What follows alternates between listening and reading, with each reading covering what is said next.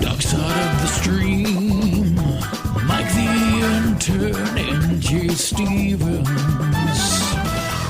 Watching documentaries so you don't have to. 104.7 The Cave.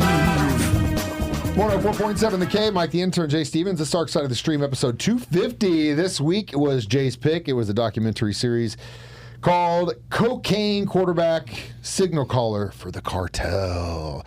I don't know if you guys know this by now, but you're probably starting to see a picture of who Jay looks up to. And every time he comes up with this, oh my God, this guy, that was a great one. This is a great one. I mean, it's funny to me that this guy, in essence, when you tell me about your exploits in LA and all the scams and stuff that you were doing. And I was right in this guy's area. Redondo Beach, Manhattan Beach. Selling bootleg PlayStations and bootleg Kickstart. So, but the funny thing is even though one is gray area, and one is definitely black market. It's the same thing.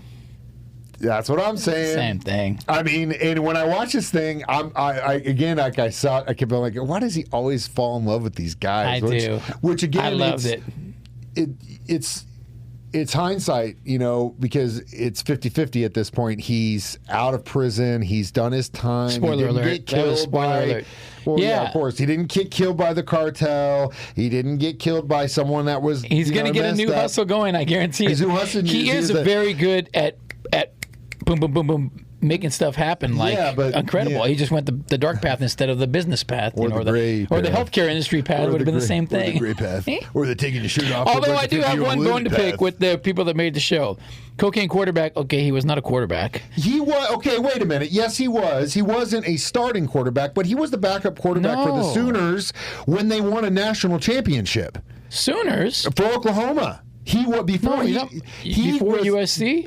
After USC, he was the backup for the Sooners, and when they won a national championship, and then he was done. Oh, they didn't even talk about the Sooner part at all in this documentary. He wasn't. It wasn't like he wasn't. I thought this guy was just a linebacker. When Oklahoma won in 2005, he was their backup quarterback. So he has a national championship ring, even though he wasn't a starter. He was on USC. Before Oklahoma, he was a quarterback for USC. After that, he transferred to Oklahoma, which didn't even hear any of this there. Guys can transfer. See, it's funny because we were talking about a completely other thing that's going on building-wise the other day, and someone goes, well, I was talking to Jay about it, and he was like, I didn't know anything about that. I was like, because Jay only hears about 50% of what you actually tell him. I did tell him for everything, but he only retains half of it. Yeah. So you actually have to tell him twice, and I hope that the second time he hears it twice. That's what I tell my baby mama. That's what I tell my girlfriend. I tell my kid. I have to make. You have to tell me several times because I got a lot going on. That's an excuse, and it's not a good excuse. That's a good segue. He was a backup quarterback. He didn't start, but he still was on the team when they got a national championship.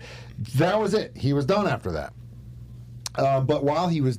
why are we getting into this? Let's take a break. We'll come back and talk about it next. Dark Side of the Stream on 104.7 The Cave. Dark Side of the Stream, Mike the Intern and Jay Stevens. Watching documentaries so you don't have to. 104.7 The Cave. Jay Stevens, Mike the Intern, back in the studio. It is Dark Side of the Stream, episode 250. It's Cocaine Quarterback. So, anyway, while we dispute about where he was a backup for the Sooners when they won in 05, 20 years ago. But he, again...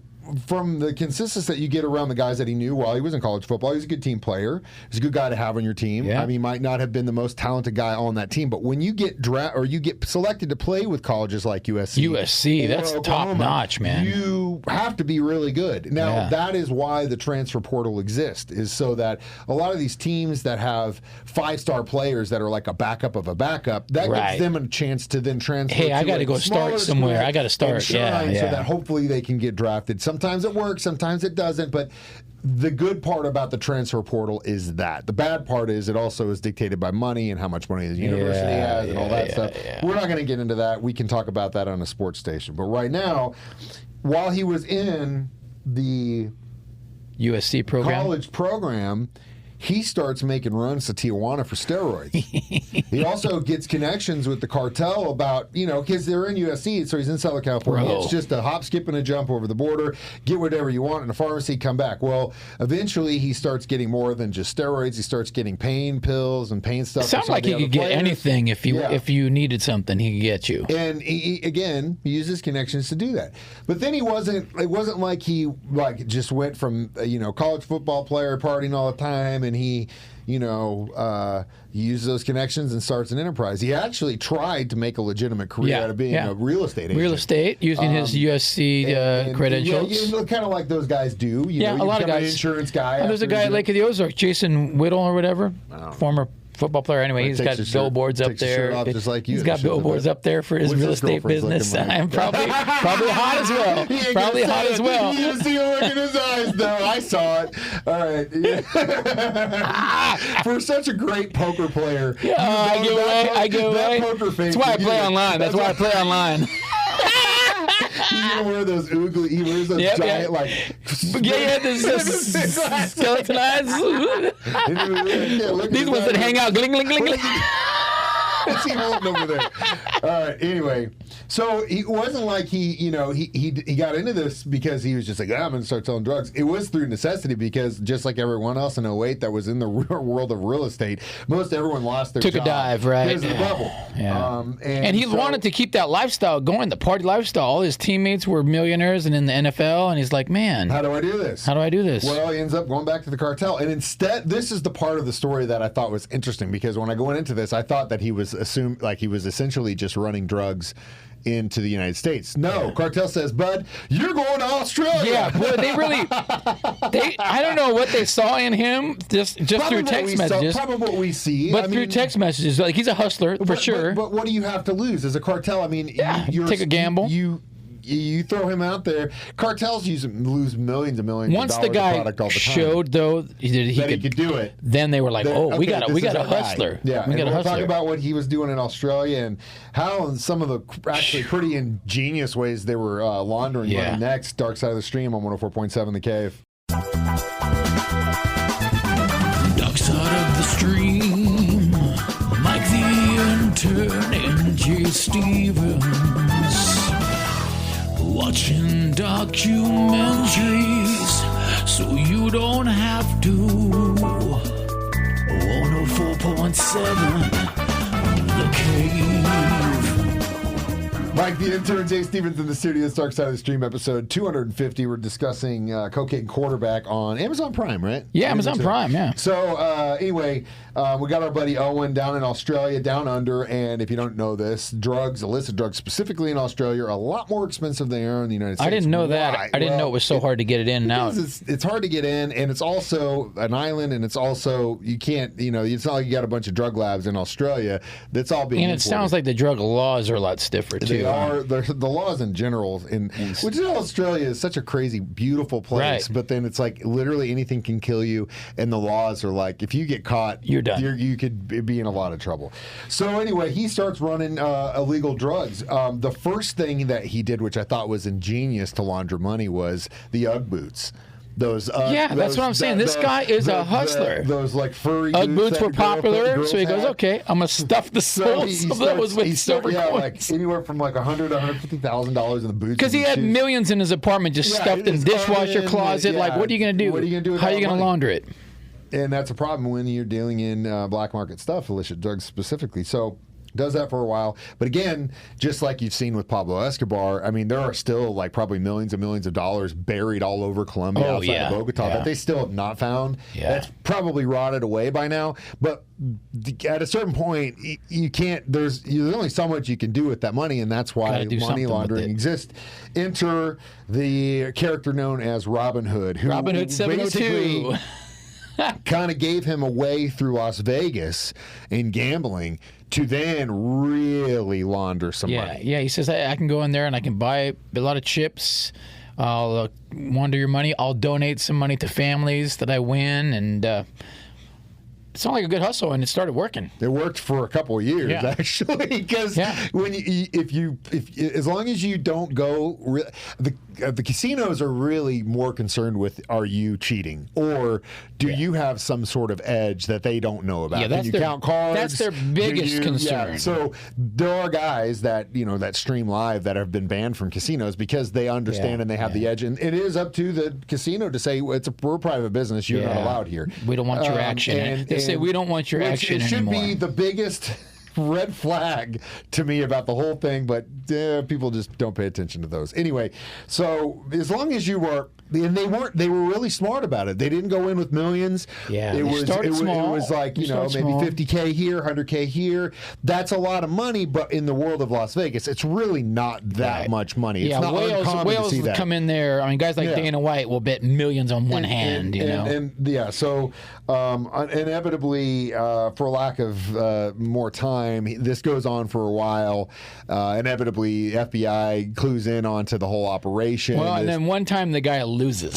That part of it. So now this guy owes the cartel $4 million or something. But again, I can see the cartel has to. I don't know. I guess I don't understand. Like, when you're in that position, you would hope that with like trafficking, the cartel, I'm sure, understands that there's always going to be a P&L for their ins and outs. Like, they have to understand that $20 million worth of product a year is going to be seized and or destroyed by the government. I'm sure more than that. That they're trying to get it into. Yeah. Maybe more, maybe less, whatever that is. And it's part of doing business. That has to be part of doing business. The same should be said about when it comes, like, maybe they just said, you figure it out, it's up to you to figure it out. But at the same time, like, if I was in that position, and maybe that's why I'll never be in a position like this, like, I would come to you as a cartel guy and say, here is my plan. Here's what happened, but dude. Understand. No. Before that, I'd lay it down. I'd say, this is the best way I think we can do this. Understand, though, that there is going to be a level of chance. And you got to be cool with me if something goes. You're going to have to understand that if he goes in there and loses $600,000, that's a good way to do it. That's a good way to do it. You guys, are we good? Now, I will show you.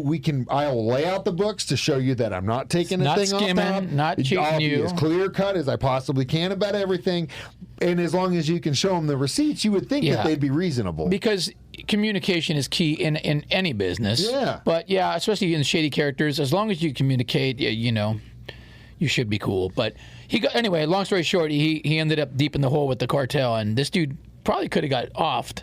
Both these guys probably could have got off. Robin Hood, too. The fact that they actually, after the money was lost, he still went down there and met with them, and then had to then go work it off there in the United States. Can you imagine the sweat on that meeting? I think he was just probably, as soon as he could walk into a Federal Bureau of Investigation office and say, hey, man, I'll flip, just put me in, I don't care what it takes. That's probably the smarter move. Probably what he was doing, because, I mean, how are you going to work off that kind of debt? I don't know. It would be tough. Either way, we'll come back with our reviews of this next Dark Side of the Stream on 104.7 The Cave. Dark Side of the Stream, Mike the Intern and Jay Stevens, watching documentaries so you don't have to. 104.7 The Cave. Jay Stevens, Mike the Intern, back in the studio one more time. It is Dark Side of the Stream, episode 250. Again, this week was Jay's pick. It's Cocaine Quarterback on Amazon Prime. I give it a solid 3.5. Yeah, I'm going to give it a 4.5. I loved it. I thought it was great. Jay was going to have this guy's baby. I just love crazy life stories. Like, and this was just a crazy life story. It's like, are you kidding me? Are you kidding me? Are you kidding me? Yeah, it's good. He's lucky. And the guy walked on it. USC. Never played football in his life and walked onto the football team, dude.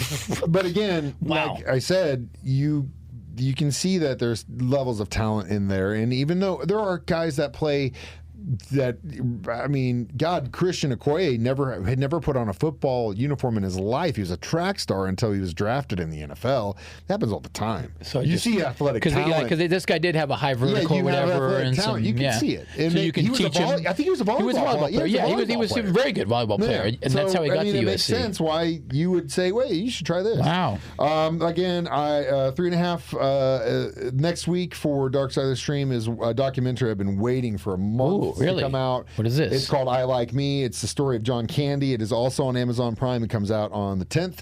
Okay. And so we're going to watch that. And in the previews, it's actually directed and produced by Colin Hanks, son of Tom Hanks. Oh, yeah. It's got I've interviews met him with Bill before. Murray and a bunch of other people. And just the intro with Bill Murray tearing up just talking about him. I Just bet, if man. you can make that guy cry, I don't think we're going to be holding it in either. So it's going to be interesting to see his life and what he contributed to film and comedy. All right. John Candy on Sounds good. Amazon Prime. I Like Me. As always, you can watch us do this live on Facebook or YouTube every Thursday at 9 a.m. Then we replay it during Jay's show at 6 p.m. You can listen to it during my show at 9 a.m. as well, or as a podcast for free on our 104.7 The Cave app. I'm Mike the Intern. That's Jay Stevens reminding you. We watch movies, documentaries, so you don't have to. It's Dark Side of the Stream on 104.7 The Cave.